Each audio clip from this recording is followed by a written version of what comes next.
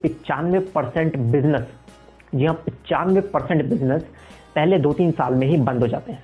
वो किस लिए बंद हो जाते हैं?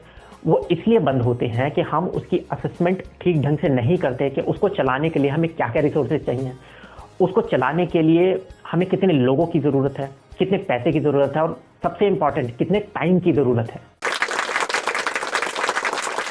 हेलो दोस्तों, कैसे कैसे हो आप सब। मेरा नाम है हिमांशु रस्तोगी और आज एक ऐसे टॉपिक के बारे में डिस्कशन करने वाले हैं जो कि अगर आप कभी बिजनेस स्टार्ट करने के बारे में सोच रहे हैं तो आपके माइंड में आएगा ही आएगा। क्या हमें अपने बिजनेस आइडियाज़ लोगों के साथ शेयर करने चाहिए? अब इस टॉपिक पर डायरेक्टली आने से पहले मैं आपकी ओपिनियन जानना चाहता हूँ कि आपको क्या लगता है कि आपके पास अगर कोई बिजनेस आइडिया है तो क्या आप अपने जानने वाले लोगों को वो आइडिया शेयर करेंगे? शेयर करने का मतलब यहाँ पर ये नहीं है कि डायरेक्टली उनको जाके अपना बिजनेस आइडिया बताना, पर शेयर करने का मतलब ये है कि उनसे उस आइडिया के बारे में राय लेना।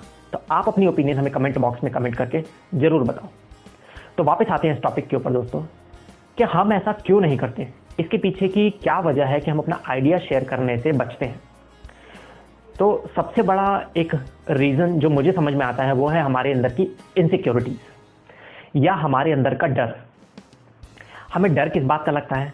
हमें डर इस बात का लगता है कि कहीं वो आइडिया चोरी ना हो जाए, या फिर उस आइडिया को कोई कॉपी ना कर ले, या उसका कोई पार्टली यूज़ कर ले, या कुछ इस तरीके की चीज़ें जो कि हमारे आइडिया, ओरिजिनल आइडिया का मिसयूज से रिलेटेड है।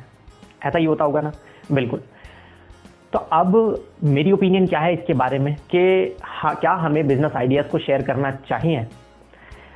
तो मेरा ऐसा मानना है दोस्तों कि जब भी हम एक आइडिया के बारे में सोचते हैं तो हमारा बाय एंड लार्ज पर्सपेक्टिव रहता है एज अ बिजनेसमैन के पॉइंट से। बिजनेसमैन का पॉइंट क्या हो सकता है कि मैं ये चीज़ बनाऊंगा फॉर एग्जांपल, और मैं ऐसे ऐसे लोगों को जाके बेचूंगा, इन लोगों को बेचूंगा, इस तरीके से बेचूंगा। वो एक रफ प्रोजेक्शन अपने माइंड में बनाना शुरू कर देते हैं कि मैं फर्स्ट ईयर में इतनी ग्रोथ करूंगा, सेकंड ईयर में इतनी ग्रोथ करूंगा, थर्ड ईयर में मेरा प्रोडक्ट इन लोगों को बिकेगा, या कुछ इस तरीके की चीज़ें।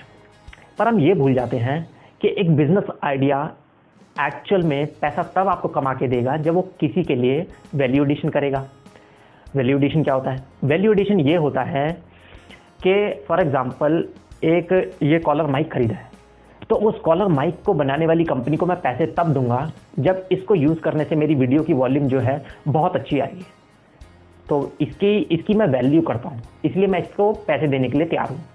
इसी तरीके से आपका जो बिजनेस है, आइडिया है, वो भी लोगों के काम आना चाहिए, उनकी कुछ प्रॉब्लम को सॉल्व करे या उनकी लाइफ को कुछ आसान बनाए, तभी वो उसके लिए पैसे देंगे।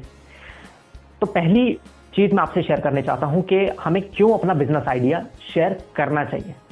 तो ज़्यादातर केसेस में क्या होता है कि हमारा बिजनेस आइडिया इनकम्प्लीट होता है। वो बहुत सारे जो पर्सपेक्टिव मिला के बिजनेस बनता है उन सबको ध्यान में नहीं रखा जाता। एक बिजनेस ओनर के पॉइंट से या इनिशियल थिंकिंग के पॉइंट से हम उस आइडिया को सोचकर सही मानने लग जाते हैं। दूसरा पॉइंट, इंपॉर्टेंट पॉइंट क्या हो सकता है?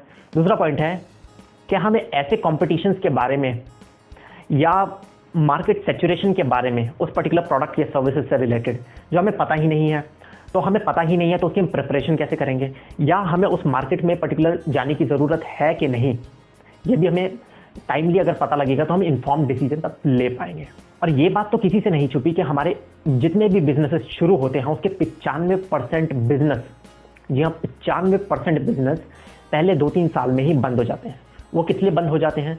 वो इसलिए बंद होते हैं कि हम उसकी असेसमेंट ठीक ढंग से नहीं करते कि उसको चलाने के लिए हमें क्या क्या रिसोर्सेज चाहिए, उसको चलाने के लिए हमें कितने लोगों की ज़रूरत है, कितने पैसे की ज़रूरत है और सबसे इम्पॉर्टेंट कितने टाइम की ज़रूरत है।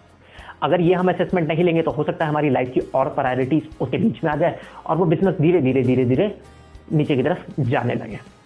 और एक फाइनल पॉइंट मैं आपसे डिस्कस करना चाहता हूँ कि एक बिजनेस का सिर्फ आइडिया ही सब कुछ नहीं होता। हाँ मैम, हमने बहुत सारी चीज़ें ऐसी मूवीज़ में भी सुना है कि एक बड़ा बिजनेस पैसे से नहीं बड़े आइडिया से बड़ा होता है। ये हमने मार्च कंपनी एक मूवी आई थी, उसके अंदर डायलॉग सुना था। पर मेरा ऐसा मानना है कि बिजनेस में सबसे इंपॉर्टेंट या किसी भी लाइफ की चीज़ में सबसे इंपॉर्टेंट क्या है कि हम उसमें एग्जीक्यूशन करें। अगर हमने कोई एक चीज़ करने की सोची है तो हम उसको शुरू तो करें, जैसे जैसे रिस्पॉन्स आएगा तो उसके हिसाब से हम चीज़ों को चेंज कर सकते हैं। Same goes with business. तो बिजनेस आइडिया है तो उसको एग्जीक्यूशन जब तक नहीं करेंगे तब तक वो कुछ रिजल्ट ला के नहीं देगा।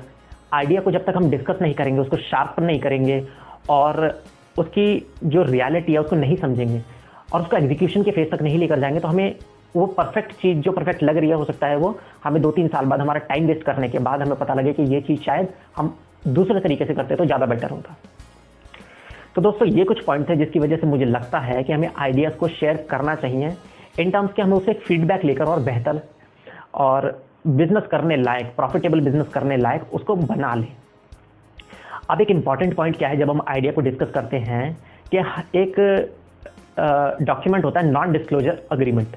तो नॉन डिस्क्लोजर अग्रीमेंट क्या बोलता है कि आपके साथ जो मैं बिजनेस आइडिया में डिस्कस कर रहा हूं या कुछ भी ऐसी सीक्रेटिव चीज में डिस्कस कर रहा हूं तो इसको आप विदाउट माय रिटन परमिशन आप उसको यूज नहीं कर सकते। तो ये बड़ा एक सेफगार्ड होता है जो नॉर्मल मार्केट का प्रैक्टिस भी है और एनफोर्सेबल भी है। तो इसका एक फॉर्मेट मैं आपसे शेयर करना चाहता हूं। इसके लिए आपको क्या करना पड़ेगा, हमें कमेंट बॉक्स में अपनी ईमेल आईडी कमेंट में डालनी पड़ेगी, जिससे हमारी टीम आपको वो NDA एग्रीमेंट जो है शेयर करेगी मेल के थ्रू। तो दोस्तों आपको ये वीडियो कैसी लगी और इसके बारे में आपकी क्या राय है इस टॉपिक के बारे में हमें ज़रूर शेयर करना और हमारे साथ जुड़े रहने के लिए थैंक यू सो मच।